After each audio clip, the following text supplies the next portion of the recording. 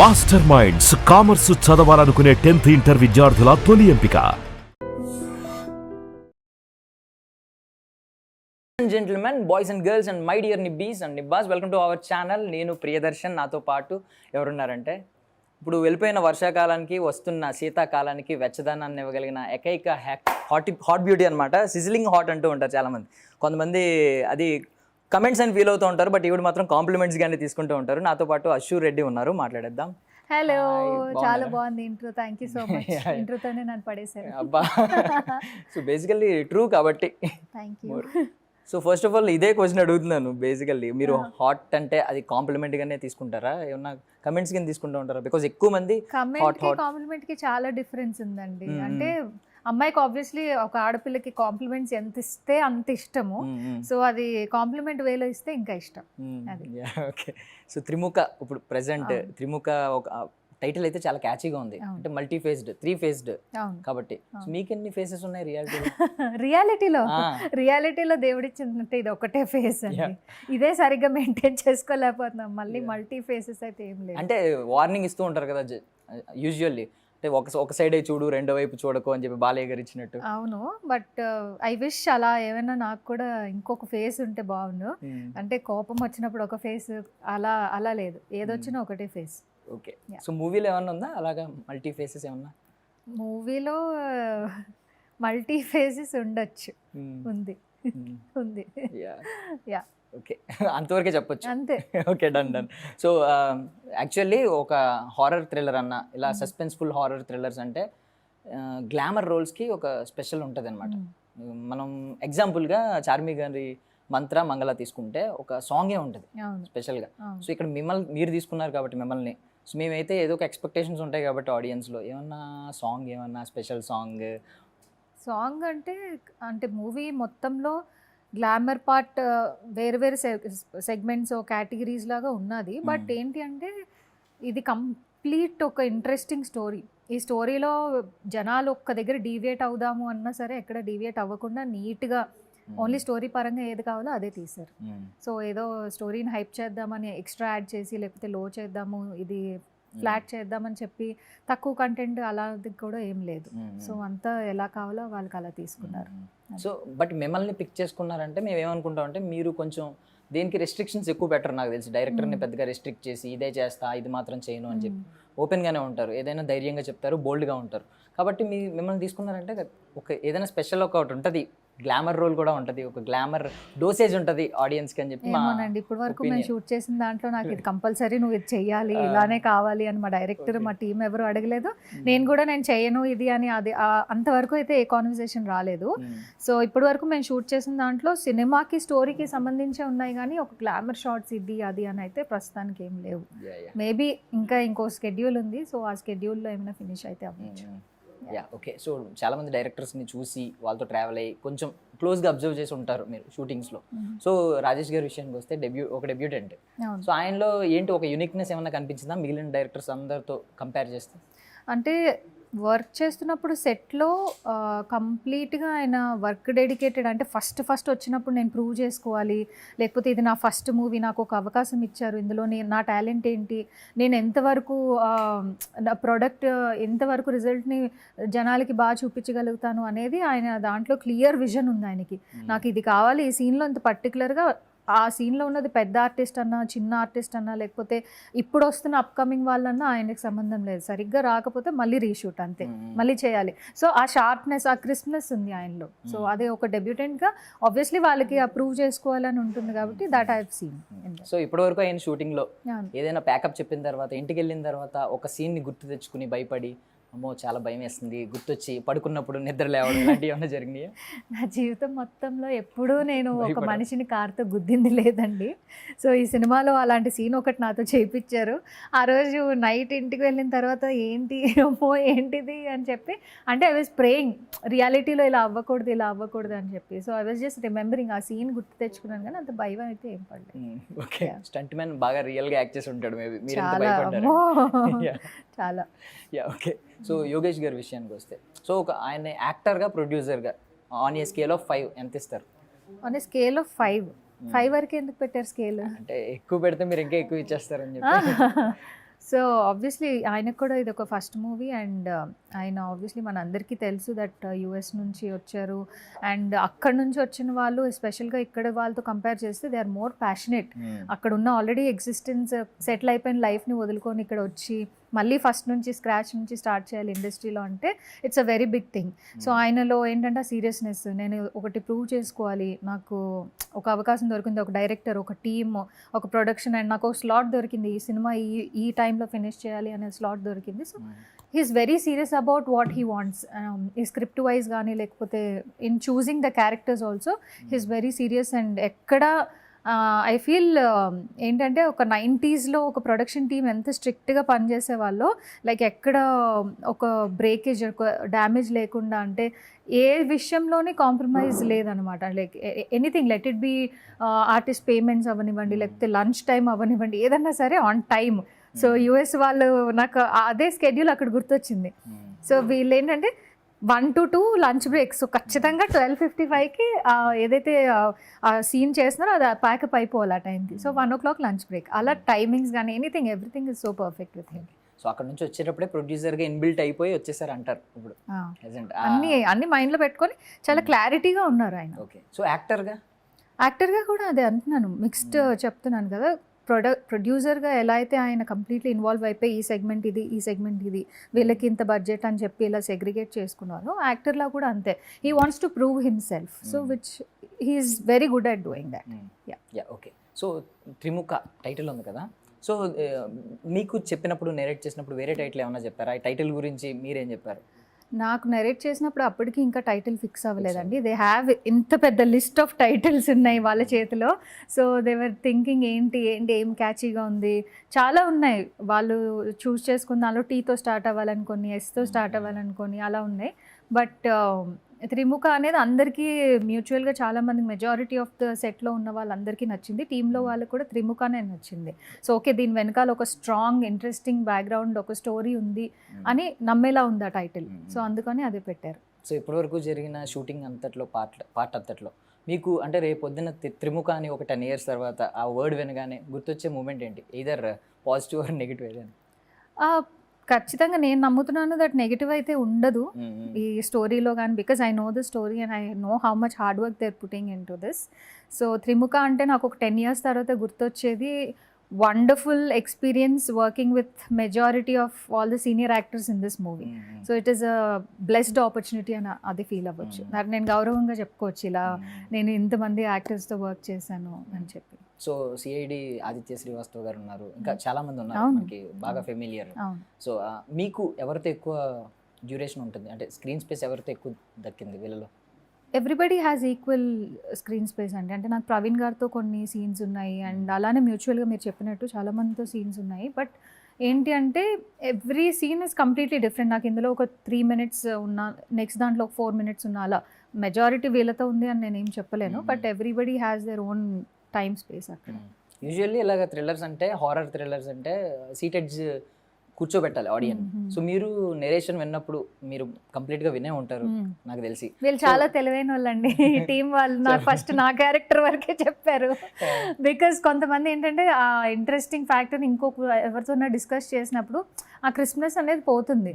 So cinema వాళ్ళు మాకు already story తెలుసు అని సినిమా చూడడం వేరు, లేకపోతే ఈ సినిమా ఏంటి అసలు ఈ కథ ఏంటి అని చూడడం వేరు. సో నా క్యారెక్టర్ వరకు నాకు చెప్పారు, బట్ నాకు తర్వాత మెల్లమెల్లగా షూటింగ్లోకి వచ్చినప్పుడు ఇది క్యారెక్టర్, ఇది కథ ఇలా ఉంటుంది అని చెప్పి, అదర్ క్యారెక్టర్స్ ఏం చేస్తున్నారు ఇందులో అని చెప్పి కూడా అలా చెప్పారు. సో గుడ్, బాగుంది. లేదు మిమ్మల్ని కూడా ఎగర్గా వెయిట్ చేద్దాం? లేదు, నాకు తెలుసు ఆల్రెడీ స్టోరీ తెలుసు. ఓకే. సో ఆ ఎలిమెంట్స్ ఉంటాయి అంటారా? సీటెడ్ కూర్చునే ఎలిమెంట్స్ ఉంటాయి అండ్ అందరికీ కనెక్ట్ అయ్యేది అయితే ఉంటుంది, because this is very interesting story. ఒక బ్లాక్ మ్యాజిక్స్ ఎలా వర్క్ అవుతాయి, బ్లాక్ మ్యాజిక్ వల్ల ఒక పర్సన్ ఎఫెక్ట్ అయితే ఎలా ఉంటారు, అండ్ ఆఫ్టర్ ఎఫెక్ట్స్ ఏమవుతాయి, నిజంగా ఎఫెక్ట్ అయ్యి రికవర్ అయ్యి వచ్చిన విక్టిమ్స్ ఎలా ఉంటారు, అవ్వలేని వాళ్ళు ఎలా ఉంటారు, ఎవ్రీథింగ్ ఇస్ వెరీ రిలేటబుల్ అనమాట. So I feel somewhere okay ఇది కనెక్ట్ అవుతారు జనాలు దీనికి అని చెప్పి. ఓకే. సో ఆఫ్టర్ ఎఫెక్ట్స్ అన్నారు కాబట్టి ఒక టర్మ్ ఉంటుంది, బిఫోర్ బేబీ ఆఫ్టర్ బేబీ అనే టర్మ్. మీ లైఫ్ లో ఆ టర్మ్ ఎంత అంటే బేబీ అంటే Bigg Boss, Bigg Boss after Bigg Boss అని కొంతమంది అంటూ ఉంటారు. అంటే చేంజ్, ఒక ట్రాన్స్ఫర్మేషన్ వచ్చింది అని చెప్పి, ఎయిదర్ మీ లైఫ్ స్టైల్లో కావచ్చు, లేదు కెరియర్లో దానివల్ల కావచ్చు. అవును. సో మీ లైఫ్లో ఆ టర్మ్ని ఎలా చెప్తారు? బిగ్ బాస్ అనే ఒక platform I feel it's a very great opportunity నాకైతే, బికాజ్ నాకు లైఫ్ చేంజింగ్ అని చెప్పొచ్చు. నా లైఫ్ అక్కడ యూఎస్లో ఉండేటప్పుడు కంప్యూటర్ వెనకాల కూర్చొని 9 to 5 బోరింగ్ జాబ్ చేసుకునేదాన్ని. సో చల్మోహన్ రంగా మూవీ చేశాక బిగ్ బాస్ అనే ఒక ఆపర్చునిటీ వచ్చింది. అండ్ అప్పుడు I was in a very different phase. అప్పుడు కొంచెం పర్సనల్ ఇష్యూస్ అండ్ చాలా రిలేషన్షిప్ ఇష్యూస్ అన్నీ రన్ అవుతున్నాయి మైండ్లో. And I was not ready for, I don't know the pattern, ఇలా ఆడాలి లేకపోతే వీకెండ్ ఇలా టాస్క్ ఉంటే, nothing. I just wanted to get away from the routine life. So ఆ రెగ్యులర్ లైఫ్ నుంచి వెళ్ళిపోదాము, ఎస్కేప్ అవుదాం అని చెప్పి వచ్చిన షో ఆపర్చునిటీ నాకు Bigg Boss. So that is why I have huge respect towards that show. అందుకే రెండోసారి కూడా వెళ్ళడం జరిగింది. Because I completely changed, transformed physically, mentally, and I know my strength, I know my weakness, everything. ఇప్పుడు ఏంటంటే నా మీద నాకంటూ ఒక క్లారిటీ వచ్చింది. So I know what I want. So through that show it help me a lot personally. Okay, so before Bigg Boss after Bigg Boss లాగే ఇంకొక term ఉంది, తప్పుగా అనుకోకండి. Before RGV after RGV. ఆయన కూడా కొంచెం, ఆయన ఎప్పుడైనా ఒకసారి లైఫ్లో ఎలా ఎంటర్ అయితే ఒక గ్రాఫ్ ఒకసారి జూమ్ అని చెప్పి సడన్ సెన్సేషన్ అయిపోతూ ఉంటారు ఆ 1 week 1 month.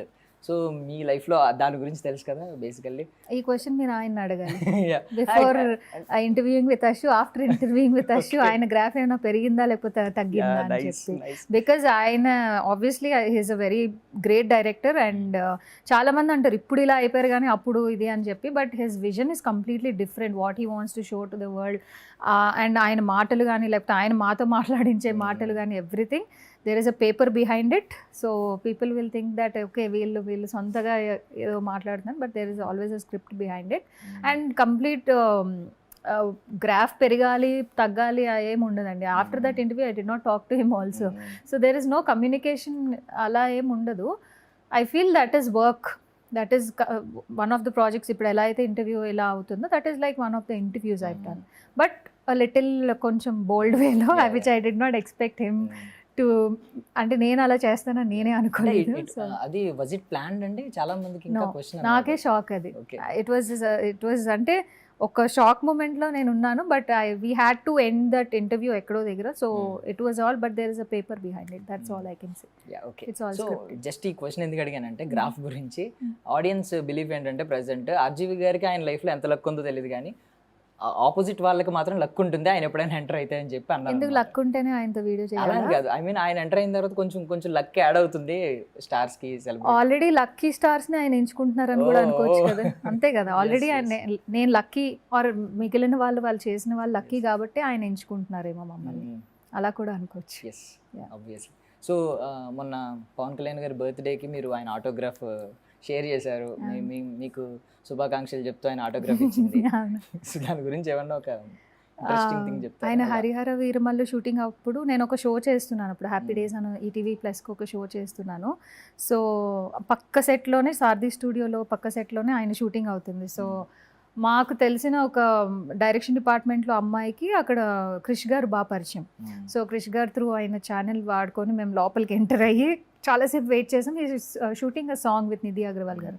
సో ఆ సాంగ్ అయిపోయిన తర్వాత ఓకే జస్ట్ కలుద్దాం, ఫోటో తీసుకుందామని అలా నించున్నా నేను. ఐ వాజ్ లుకింగ్, ఆయన సడన్గా ఇలా చూశారు, మళ్ళీ ఇలా చూశారు. ఐ వాజ్ లైక్ నిజమేనా నన్నే చూస్తున్నారా అని చెప్పి పక్కనున్న వాళ్ళందరినీ అలర్ట్ చేస్తున్నారు అనమాట. అప్పుడు అన్నారు మీకు టాటూ ఉంది కదా, మీరు అషు కదా అన్నారు. ఎప్పుడో నేను 2018లో జస్ట్ ఆయనకి నా టాటూ ఉన్న ఫోటో ఒకటి చూపించాను. అండ్ నాకు ఆయన మీద ఉన్న అభిమానం జస్ట్ ఒక 2-3 minutes నుంచి నేను ఎక్కువ మాట్లాడలేదు. ఆ రోజు నిజంగానే ఫోటో కోసం వెళ్ళాం. ఇంకా ఆయన గుర్తుపట్టి చెప్పిన తర్వాత ఐ ఫెల్ట్ వెరీ, అంటే తెలియలేదు అంత బాగా ఆయనకు జ్ఞాపక శక్తి ఉందని తెలియదు, ఆయన మనుషులను అంత బాగా గుర్తుపెట్టుకుంటారని నాకు అప్పటి వరకు తెలియదు. నన్ను గుర్తుపెట్టుకోవాల్సిన అవసరం అయితే జెన్యూన్గా ఆయనకి లేదు. సో ఆయన కూర్చోబెట్టి ఆల్మోస్ట్ నా జీవితంలో నేను ఎప్పుడు అవ్వలేనేమో, మళ్ళీ అవుతుందో లేదో కూడా నాకు తెలీదు, 2.5 hours కూర్చోబెట్టి మాట్లాడారు. He was talking nicely.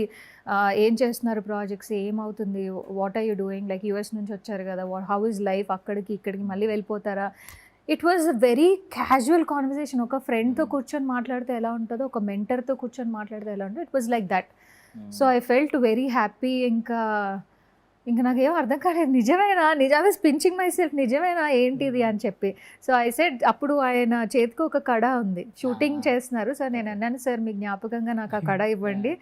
ఇంకా నేను జీవితం మొత్తంలో నేను దాచుకుంటాను, ఒకవేళ నేను పోయినా నా వెనకాల వచ్చే జనరేషన్స్ వాళ్ళు దాచుకుంటారు అంటే మెటీరియలిస్టిక్. నా చేతికి ఉన్నది ఏదైనా సరే ఒక చిన్న తాడు దారం లాంటిది ఉన్నా that is a materialistic thing. ఎప్పుడు అలాంటి వాటికి వాల్యూ ఇవ్వకండి మీరు.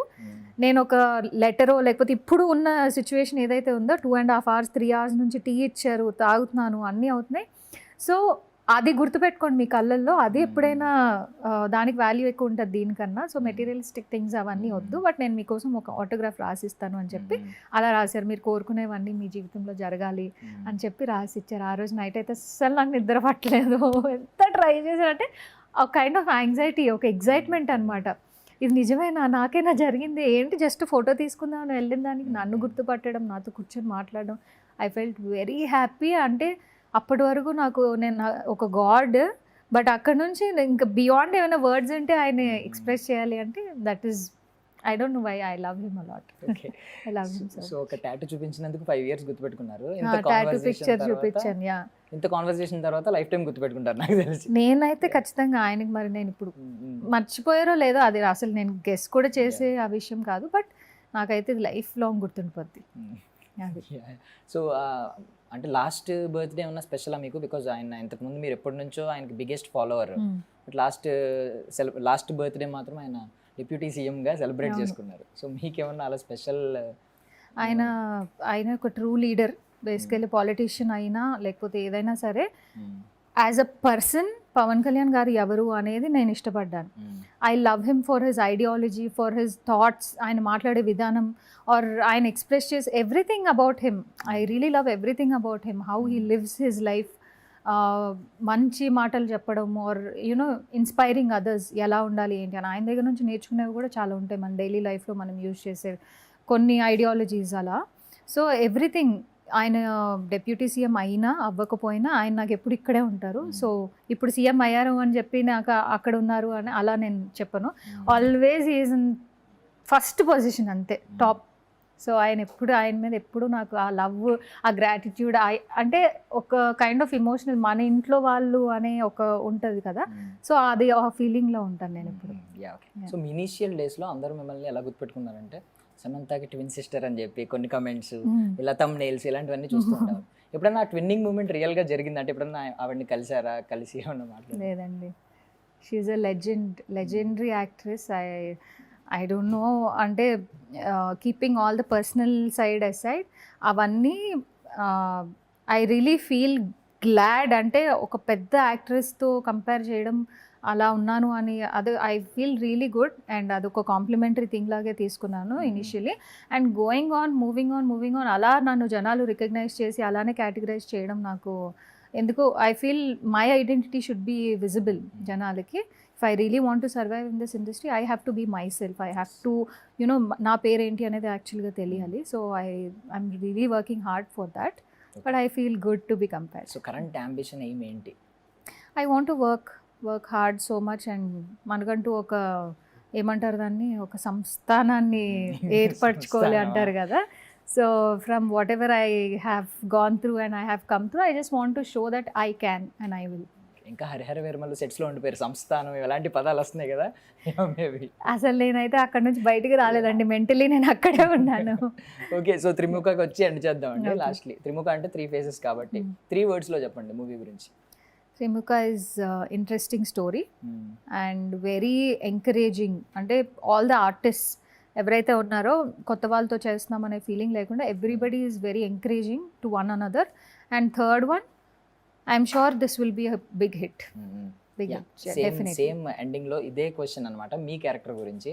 ఒక 3 వేరియేషన్స్ ఉంటాయి కదా, ఒకటి బ్యూటిఫుల్ గా ఉండొచ్చు, ఇంకొకటి హారిబుల్ గా, మీరే హారిబుల్ గా ఉండొచ్చు. నా క్యారెక్టర్ సో ఫార్ నాకేమనిపించింది అంటే మస్తు షేడ్స్ ఉన్నాయి రా నీలో, అదే అనిపించింది. 3 shades అంటే మస్తు షేడ్స్, 3 బియాండ్ ఉన్నాయి ఇందులో. సో ఒక దాంట్లో చాలా సీరియస్గా స్ట్రిక్ట్గా అలా కనిపిస్తాం, ఒక దాంట్లోనేమో ఒక జడ్డి జీడిపప్పులా కనిపిస్తాము, ఒక దగ్గర ఏమో బాగా అంటే క్లైమాక్స్లో people will see that okay తినా ఓకే అని అలా ఉంటుంది. సో ఫైనల్లీ త్రిముఖ గురించి మన ఆడియన్స్కి ఏం చెప్తారు? Yes, Trimukha is a very special film because అందరికీ రిలేట్ అయ్యే ఒక స్టోరీ బేస్ చేసుకొని యోగేష్ గారు ఈ సినిమాని ఎలా అయినా మంచి వేలో అంటే జనాలకి అర్థమయ్యే వేలో తీయాలని చెప్పి చాలా కష్టపడి కొన్ని నెలలుగా ప్రయత్నిస్తున్నారు. అలానే జనాలందరూ కూడా ఈ సినిమాని ఆదరించాలని అండ్ ఒక మంచి సక్సెస్ఫుల్ హిట్ చేయాలని చెప్పి నేను మనస్ఫూర్తిగా కోరుకుంటున్నాను.